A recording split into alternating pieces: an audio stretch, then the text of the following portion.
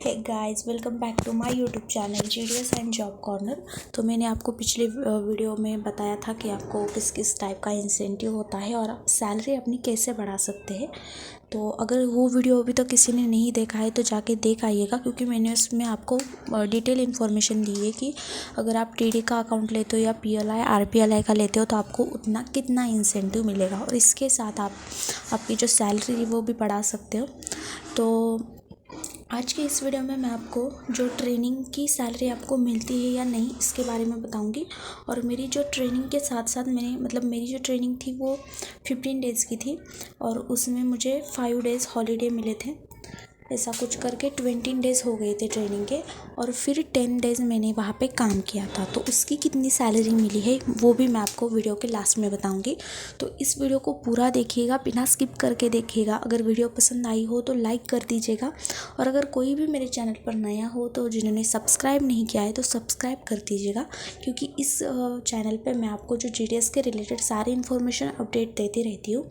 तो चलिए, पहले तो मैं आपको बताती हूँ कि मेरी जो ट्रेनिंग की सैलरी मुझे मिली थी या नहीं। तो जैसे कि मैंने आपको बताया था वीडियो में भी कि शायद हम जो सर है उन्होंने कहा था कि आपको सैलरी मिल सकती है, लेकिन हम कंफर्म नहीं थे कि हमें सैलरी मिलेगी या नहीं। तो जो मुझे अब जब मेरी सैलरी आ गई तब मुझे पता चला कि हमें ट्रेनिंग की भी सैलरी मिल गई है, क्योंकि हमारी जो ट्रेनिंग होती है वो ज्वाइनिंग के बाद होती है। तो इसके लिए हमें सैलरी देनी ही पड़ती है। लेकिन कुछ लोग कह रहे थे कि जो ट्रेनिंग ज्वाइनिंग के पहले होती है, जो 3 दिन की ट्रेनिंग आपकी होती है, उससे आपको सैलरी मिलती है क्या? तो उसकी आपको सैलरी नहीं मिलती है, क्योंकि वो जो ट्रेनिंग होती है वो ज्वाइनिंग के पहले से होती है। तो इसके लिए वो आपको सैलरी नहीं देती है, मतलब नहीं मिलती है। और जो 15 डेज़ की ट्रेनिंग होती है ज्वाइनिंग के बाद, मेरी 1.5 मंथ्स के बाद थी जो ट्रेनिंग 15 डेज़ की थी, उसकी मुझे सैलरी मिल गई है। मुझे भी कन्फ्यूजन हो रहा था कि मिलेगी या नहीं, क्योंकि ट्रेनिंग बहुत लंबी थी और जो हमने आउटसाइडर लगाए थे, मतलब जब हम ट्रेनिंग के लिए जाएंगे तब हमारे बीओ में भी वर्क करने वाला बीपीएम था, तो उनको भी सैलरी देनी पड़ेगी। तो हमें शायद लगा था कि हमें भी सैलरी नहीं मिलेगी, लेकिन जो है हमें सैलरी मिल गई। तो ये तो बात हो गई कि ट्रेनिंग के वक्त आपको सैलरी मिलती है। तो ये तो आपका एक पूरा डाउट क्लियर हो गया।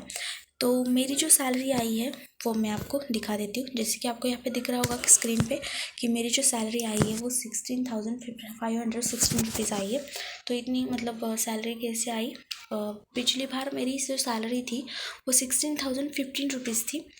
तो इस बार ये सैलरी आ गई है।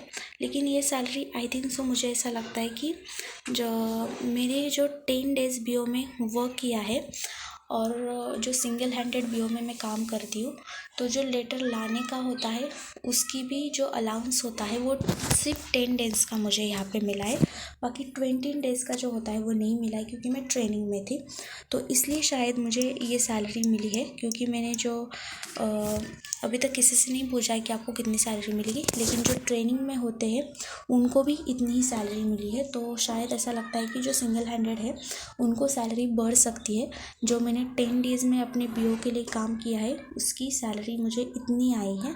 तो जब नेक्स्ट मंथ में पूरा काम करूँगी सिंगल हैंडेड बीओ में, तो पूरी कितनी सैलरी मिलती है ये मैं आपको बताऊँगी नेक्स्ट वीडियो, मतलब जब मेरी सैलरी आएगी। अब जो सैलरी आती है वो लास्ट मंथ के लास्ट में आती है, तो उसके लिए भी मैं वीडियो बनाऊँगी।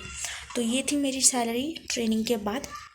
तो इसमें आपके सारा डाउट्स क्लियर होंगे, क्योंकि मुझे कमेंट्स में भी आ रहे थे, पहले से ही मुझे कमेंट्स आ रहे थे कि ट्रेनिंग की सैलरी मिलती है या नहीं मिलती है, लेकिन मैं श्योर नहीं थी कि मिलती है या नहीं मिलती है, इसलिए मैं आपको बता नहीं पा रही थी कमेंट में। तो इसलिए मैंने सोचा कि इसके लिए एक अलग वीडियो बनाऊँ और आपके जो सारे कमेंट्स है, मतलब जो सारे डाउट्स है, कमेंट्स है, वो भी सॉल्व करने की कोशिश करूँ। तो आई होप आपने ये वीडियो पूरी देखी होगी और आपको पसंद भी आई होगी। तो मिलते हैं नेक्स्ट वीडियो में, तब तक के लिए stay tuned, stay updated. Thank you so much.